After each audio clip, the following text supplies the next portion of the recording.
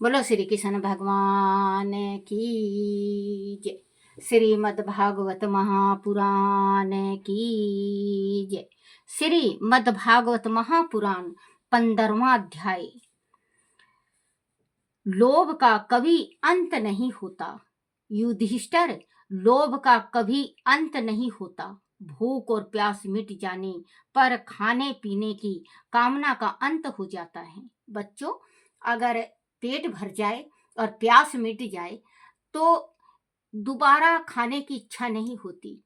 चाहे क्यों ना कलाकंद या रसगुल्ला धरा हो, आपको दोबारा खाने की इच्छा नहीं होगी जब आपका पेट भर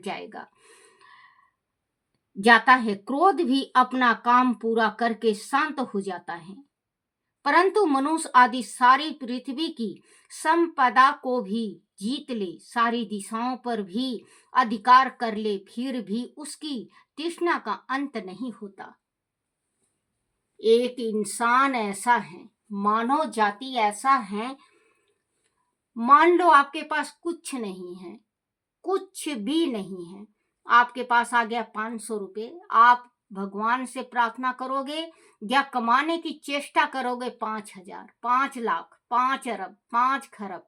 मतलब इसमें ग्रंथ में स्पष्ट लिखा है कि आत्मा का लुलुपित लालच आदमी का, इंसान का शांत नहीं होता। चाहे कितना भी कमा ले, कितना भी कमा ले, कितना भी धन इकट्ठा कर ले, लेकिन वो पड़ोसी का धन को देख के जरूर वो रोता है। पड़ोसी अगर सही है, कामयाब है, तो उसको देख के रोता है। बच्चों, ऐसी गलती कभी जीवन में नहीं करना चाहिए, क्योंकि जो ऐसी गलती करता है वो भुगतता है। अब कि आप जल लो, खूब कमाओ, खूब कमाओ। भगवान ने, ये आप मन में तो सोचो कि इतना भी मेरे मुकद्दर में था कि नहीं जो प्रभु ने दे रखा है। आप ये सोचो ना, अगर वो भी नहीं होता तो। इसमें स्पष्ट लिखा हुआ है कि तृष्णा, आदमी का जो लोभ होता है वो शांत नहीं होता। भूख प्यास शांत हो जाएगी। किसी से दुश्मनाई करे हो, दुश्मनाई का बैर लेके आप शांत हो जाओगे, लेकिन कमाने का जो धुन है वो शांत नहीं होता। कमाने का जो, आपके पास अगर 100 किला भी है, 100 बीघा जमीन भी है, फिर भी आप यही सोचोगे कि थोड़ा है। बच्चों, उनको देख देख वीरानी झोपड़ी क्यों ललचाए जी, रूखा सूखा खा के ठंडा पानी पी।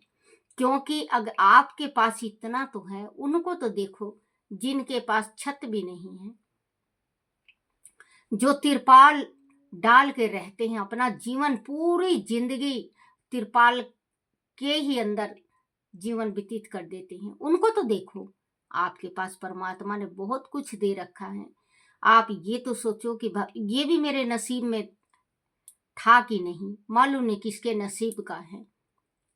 बच्चों, ये अंदर की तृषा, लालच, जिसको शांत करना बहुत जरूरी होता है। मनुष्य अगर सारी पृथ्वी भी अपना ले, सारी पृथ्वी भी अपना ले, और किसी के पास पृथ्वी का एक छोटा सा टुकड़ा हो, उसको भी अपनाना चाहेगा ना कान्हा, चाहेगा ना बच्चों? क्योंकि उसके दिल में लालच है कि मैं पूरा जग, पूरा संसार का मैं मालिक बनूं। मेरे कहने से उठें लोग, मेरे कहने से सोएं, मेरे कहने से चलें, मेरे कहने से खाएं। मैं जिसको चाहूं जीवन दूं, मैं जिसको चाहूं खत्म कर दूं। ये जिस टाइम ज्यादा दौलत हो जाता है, इंसान ऐसा सोचने लगता है। भगवान ने बहुत अच्छा किया है, जो बागडोर अपने हाथ में रखा है संसार का, कि किसको क्या देना है, किससे क्या लेना है, किसकी कितनी उम्र है, और किसकी उम्र थोड़ी है और किसकी ज्यादा है। ये भगवान ने अपने हाथ में बहुत अच्छा किया है, डोर दे दिया। नहीं तो बच्चों, ये दुनिया अभी तक रहती नहीं, अभी तक तो रहती ही नहीं, अगर भगवान इस डोर को इंसान के हाथ में दे देता। तो हम तो शायद होते ही नहीं, पहले ही खत्म हो चुका होता। अगर इंसान के बस में हो तो रोज रात को 100 को मार के सो और 100 को मार को उठे। बच्चों, इस आत्मा है, आत्मा को जिधर भी भटका लो आप कभी भी आप आजमा के देख लेना, इस आत्मा को कहीं भी भटका लो। आप अगर सोच रहे हो कि मेरी माँ मेरे से प्रेम नहीं करती, मेरे पिता मेरे से प्रेम नहीं करते, मेरी बहन नहीं करती, मेरी भाभी नहीं करती, भाई नहीं करता, बच्चों 100% आपको वही दिखाई देगा, वो ही सब कुछ दिखाई देगा जो आपके आत्मा में है। और आप सोचने लगो मेरे सब है, मुझे माँ प्यार करती है, बाप प्यार करता है, भाई भाभी प्यार करते हैं, बहन जीजा प्यार करते हैं, मेरे तो सब हैं। आपको ये देखना कि आपको सब अपने लगने लगेंगे और ये लगेगा कि सब मेरे से प्यार करते हैं। तो बच्चों, आप कभी भी गलत मन में विचार मत लाया करो, अच्छा विचार लाओगे अच्छा होगा। अगर आप अपने मन में गलत विचार ला रहे हो कि क्या कमाने से फायदा, कुछ काम नहीं होता, तो नहीं होगा। आप ये कहो एकदम भगवान से कि आज नहीं तो कल आपको सुनना ही सुनना है, मेरी कमाई चलानी चलानी, आज नहीं तो कल जरूर काम आपका रुकेगा नहीं, चलेगा ही चलेगा। तो पृथ्वी अगर सारा संसार मिल जाए एक इंसान को, फिर भी उसकी लालसा शांत नहीं होती। मनुष्य आदि सारी पृथ्वी की संपदा को भी जीत ले, सारी दिशाओं पर भी अधिकार कर ले, फिर भी उसकी तृष्णा का अंत नहीं होता। ऐसे ही बड़े बड़े तत्व वेदांत ज्ञानी अनेक शंकाओं के समाधान के उपरांत भी असंतोष के कारण नीचा देखने पर विवश हो जाते हैं। बहुत सारे ऐसे साधु महात्मा हैं, उनके दिल में लोभ हो जाती है, जैसे किसी को कुछ दे दिया, किसी के घर संतान नहीं हो रहा, कोई किसी के घर धन दौलत नहीं है, या किसी के घर में अशांति है और वो कोई साधु महात्मा दे दिया उसको कुछ और दोबारा आया तो उसके घर में सब कुछ हुआ, तो उसको लालच ऐसा होगा कि मुझे सब कुछ दे। और अगर मांगता है और नहीं देते तो वहां पे नीचा देखना पड़ता है, उस साधु को नीचा देखना पड़ता है। साधु को रुपए पैसे से कोई मतलब नहीं होता, क्योंकि जब साधु बन गया है तो भगवान जिस हाल में भी रखे उस हाल में उसको रखना चाहिए, गली गली जगह जगह नहीं भटकना चाहिए। अब क्योंकि देखो, ऐसे ऐसे साधु हैं जो संसार में कभी नहीं दिखाई देते, एक कुंभ के मेले में दिखाई देते हैं, वो भगवान से मिले हुए हैं, वो भगवान के ऊपर रहते हैं कि जैसा भी रखोगे वैसा, पान खा लेंगे, पत्ता खा लेंगे, फल खा लेंगे, कोई जैसा देगा वैसा खा लेंगे, जंगल में रहते हैं वो। उपरांत भी असंतोष के कारण नीचा देखना पड़ा देखने पर विवश हो जाते हैं। हे धर्मराज, संकल्पों के परित्याग से काम को जीतना चाहिए, कामनाओं के त्याग से क्रोध को जीतना चाहिए। इसी प्रकार संसारी लोग जिस अर्थ धन कहते हैं उसे अनर्थ नाश करने वाला समझकर लोभ को जीतना चाहिए और तत्वों के विचार से भय को जीतना चाहिए। अध्यात्म विद्या से शोक और मोह पर संतोष की उपासना से दंभ पर मौन के द्वारा योग में पड़ने वाले विघ्नों पर और शरीर में प्राण को शीतल करके सिंह पर विजय प्राप्त करनी चाहिए। अधिभौतिक शारीरिक दुख को दया के द्वार वैदिक देवताओं से संबंधित दुख को समाधि के द्वारा और आध्यात्मिक परमात्मा या मानसिक दुख को योग बल के द्वारा, निंद्रा को शुद्र सात्विक भोजन स्थान और सत्य संगति के द्वारा जीत लेना चाहिए। सत्य गुण श्रेष्ठ कर्म द्वारा राजोगुण राग रंग ऐश्वर्य यम तमो गुण पाप वृत्तियां पर विजय प्राप्त करनी चाहिए और उपरति विषय भोग से विरक्ति द्वारा सत्य गुण पर विजय प्राप्त करनी चाहिए। युधिष्ठिर आदि श्रेष्ठ और ज्ञानी गुरु का साथ हो तो उनकी भक्ति से साधक इन सभी पर विजय प्राप्त करने में समर्थ हो जाता है। अगर गुरु आपके सही गुरु हैं, सही मार्ग दिखा रहे हैं, तो इसमें आपको विजय मिल जाएगी, और नहीं तो आप चाहे कितना भी कोशिश कर लो, आप विजय नहीं पा सकते। क्योंकि अभी थोड़ी देर के वास्ते, 1 घंटा के वास्ते त्याग कर दोगे मोह को, फिर दोबारा आपके आत्मा में वही मोह दोबारा वापस लौट के आएगा। युधिष्ठिर आदि श्रेष्ठ और ज्ञानी गुरु का साथ हो तो उनकी भक्ति से साधक इन सभी पर विजय प्राप्त करने में समर्थ हो जाता है। हृदय में ज्ञान का दीपक जलाने वाले गुरुदेव का स्थान साक्षात भगवान के समान होता है। जो मूर्ख पुरुष अपनी दुर्बुद्धि के कारण उन्हें साधारण मनुष्य ही समझता है, उनका सारा ज्ञान हाथी के स्नान के समान ही होता है, अर्थात ऐसे ज्ञान का कोई लाभ नहीं होता। श्रेष्ठ गुरुदेव भगवान योगेश्वर के प्रति रूप में ही धरती पर अवतारित होते हैं।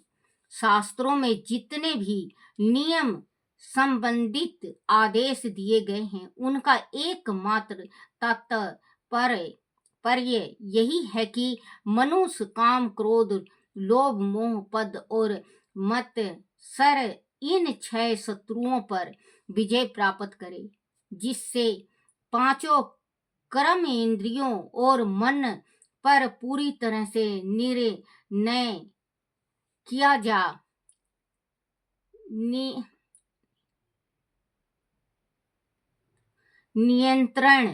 किया जा सके। ऐसा होने पर भी आदि मनुष्य भगवान का ध्यान चिंतन नहीं करता तो उसका सारा आश्रम व्यर्थ ही माना जाएगा। जैसे दुष्ट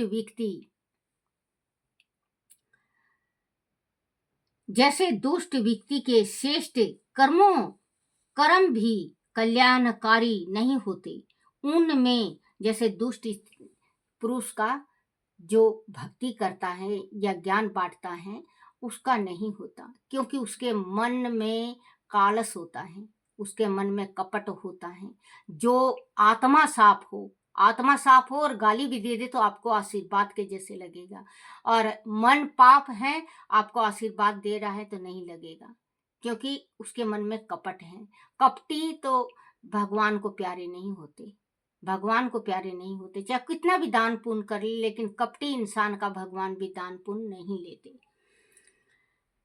सारा आश्रम व्रत ही माना जाएगा। जैसे दुष्ट व्यक्ति के श्रेष्ठ कर्म भी कल्याणकारी नहीं होते, उनमें उनका स्वार्थ छिपा होता है और वह कर्म मात्र लोगों को दिखाने के लिए ही किए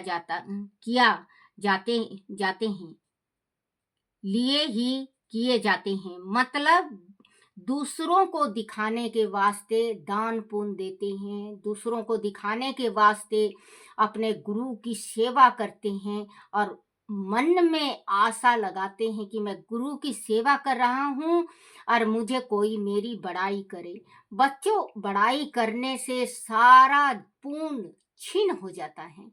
जो कोई बुराई करता है और आपकी बड़ाई नहीं करे तो आप ये सोचो कि जितना भी सेवा किया है और आपके गुरुदेव ने जितना पग रखा है उतना पग आपका स्वर्ग के वास्ते जैसे फूल बिक जाएगा, स्वर्ग के वास्ते दरवाजा खुला हो जाएगा। तो बच्चों, कभी भी किसी को देख के आप सेवा बाड़ी मत करो। कोई कोई ऐसा होता है, माँ बाप को दूसरों को देख के इतना सेवा करते हैं कि पूछो मत। पीछे से उनके ऊपर जो अत्याचार होती है वो जानते हैं या उनका भगवान जानता है।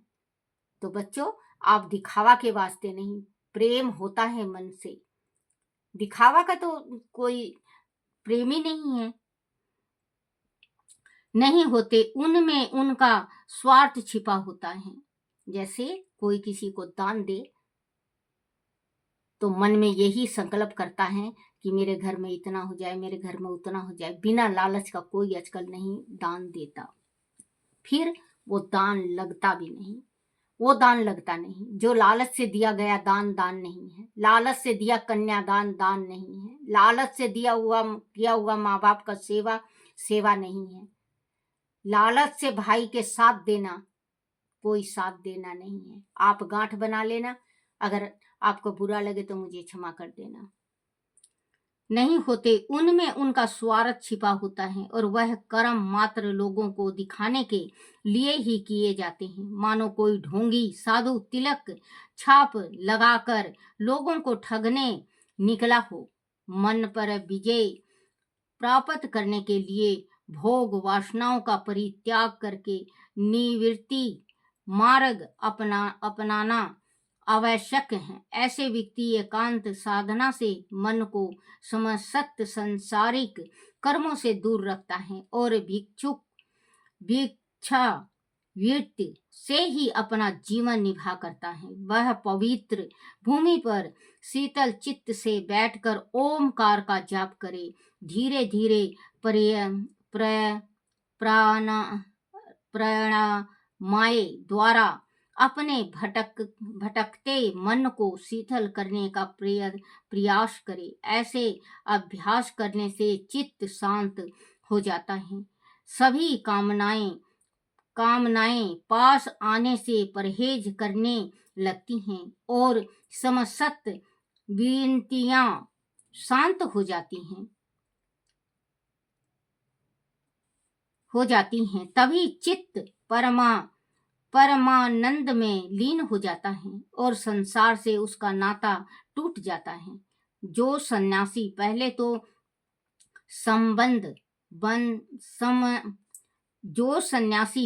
तो समस्त बंधनों का त्याग कर देता है, किंतु फिर से काम क्रोध लोभ मोह मद वह मत्सर आदि में लिप्त हो जाता है, तो वह मानो उगले हुए भोजन को फिर से खाता है।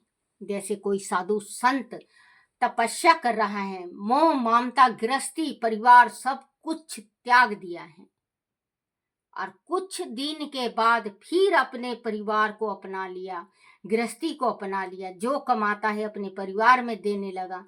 तो वो होता है कि जो मुंह से उल्टियां करता है उसको दोबारा खा लेना।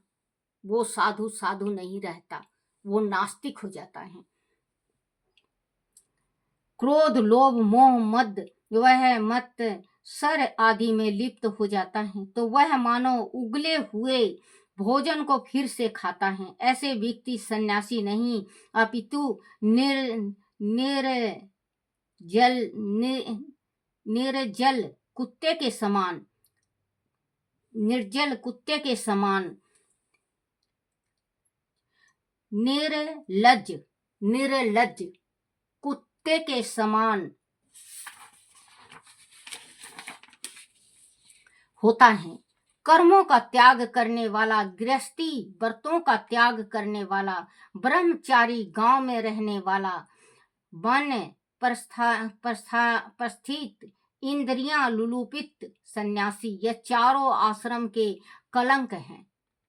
ये मतलब जो साधु बना हुआ है, जो गांव में रहता है, साधु अपना जीविका चलाता है, जो मांगता है, दूध मांगता है, दही मांगता है, हर एक चीज मांगता है, तो वो बच्चों उसका जैसे कोई फायदा नहीं होता। उसका कुछ भी धर्म कर लो, पुण्य कर लो, कुछ भी कर लो, उसका कुछ भी फायदा नहीं होता। और देखो, ध्यान से सुनना, होता है कर्मों का त्याग करने वाला, जो कर्म कांड का त्याग कर देता है, ब्राह्मण। ब्राह्मण जो कर्म कांड का त्याग कर देता है, करने वाला। गृहस्थल व्रतों का त्याग करने वाला, जो गृहस्थी बसी बसाई है और छोटे छोटे बच्चे हैं, उसको छोड़ के साधु बन जाता है, करने वाला। ब्रह्मचारी, जो ब्रह्मचार का व्रत किया है और बाद में उसको तोड़ दे। गांव में रहने वाला वानप्रस्थानी, जो पहले तो जंगलों में जाके साधु बना और फिर गांव में आके टिक गया, वो। इंद्रियां लुलुपित, लालची, सन्यासी, ये चारों आश्रम के कलंक हैं। ये चारों आश्रम कलंक हैं, जो अपने जान पूछ के करता है और व्यर्थ ही आश्रम में रहने का ढोंग करते हैं। ऐसे व्यक्ति की तत्काल उपेक्षा कर देनी चाहिए। अगर मान लो आपके पति हैं, आपके साथ रह रहे हैं, आपको पुरुष का सुख नहीं देते, आप बच्चों को पिता का सुख नहीं देते, सिर्फ खाते हैं, गाली देते हैं, मारते हैं, पीटते हैं, ऐसे इंसान का त्याग कर देना चाहिए। क्योंकि उसका ना तो घर में रहने से आपको कोई लाभ है, ना बाहर जाने से कोई लाभ है। क्योंकि आपके जीवन में वो इंसान दुखदाई है, वो इंसान दुखदाई है। और व्यर्थ है कि आश्रम में रहने वाला जो ढोंगी है, रहने का ढोंग करते हैं आश्रम में। जैसे कोई आश्रम में, बड़े बड़े आश्रम में रहता है साधु महात्मा, और दिन में साधु महात्मा, रात को पखंडी पूरा दिखाता है अपना तमाशा। कामना की आवश्यकता नहीं होती, क्योंकि उनकी रहने का ढोंग करते हैं। ऐसे व्यक्तियों की तत्काल उपेक्षा कर देनी चाहिए। आत्मा ज्ञानी व्यक्ति को किसी काम की आवश्यकता नहीं होती। जो भगवान को भजते हैं, राम को, तो उसको किस चीज की जरूरत, किसी चीज की नहीं। युधिष्ठिर उपनिषदों में कहा गया है कि वह शरीर रथ के समान है, इंद्रियां इसमें घोड़े का काम करती हैं, और इनका स्वामी उन मन लगाम है, शब्द आदि विषय मार्ग है, बुद्धि सारथी है, चित्त ही भगवान के द्वार बनाई गई बांधने वाली विशाल रस्सी है। 10 प्राण इसके धुरी हैं, धर्म और अधर्म नाम के इसके 2 पहिए हैं, और अभिमानी जीव इस रथ में सवार रथी हैं। ओमकार उस रथी का धनुष है, पृथ्वी जीव आत्मा बाण है, और परमात्मा इसका लक्ष्य है। इसे ओमकार के जप द्वारा ही जीव आत्मा को परमात्मा में लीन कर देना चाहिए। सारा देश लोभ मोह, शोक मोह, भय, मद, मान, अपमान, दूसरों में गुणा दोष निकालना, छल करना, हिंसा करना, दूसरे की उन्नति पर जलना, तृष्णा, अमादा, भूखा और निंद्रा, यह सब जीव के शत्रु हैं। यह शरीर रूपी श्री गुरुदेव की चरण सेवा करके ज्ञान की तेज तलवार से कामदी शत्रुओं का विनाश करके अपने पर स्वयं राज्य सिंहासन को प्राप्त कर लेना चाहिए। बाद में शांत चित्त से अपने इस शरीर का परित्याग कर देना चाहिए। अनाथ जरा सा भी पर प्रमाद होने पर इंद्रियां रूपी दुष्ट घोड़े बुद्धि रूपी सारथी से मिलकर उल्टे रास्ते पर ले जाएंगे और अंधे कुएं में डाल देंगे। बोलो श्री कृष्ण भगवान की जय हो। श्री कृष्ण गोविंद हरे मुरारी, हे नाथ नारायण वासुदेवाय। आरती श्री भागवत भगवान की है, आरती पापियों के पाप को है तारती। आरती श्री भागवत भगवान की है आरती, पापियों के पाप को है तारती। बोलो श्री कृष्ण भगवान की जय हो। अपने अपने माता पिता की जय हो। अपने अपने गुरुदेव महाराज की जय हो। श्रीमद् भागवत महापुराण की जय। हे मेरे कन्हैया, हे मेरे गिरधारी, हे मेरे लड्डू गोपाल, मेरे से कोई भूल हो जाए, चूक हो जाए, कोई टूटी रह जाए, मुझे क्षमा करना, क्षमा करना, क्षमा करना। बोलो श्री कृष्ण भगवान की जय हो।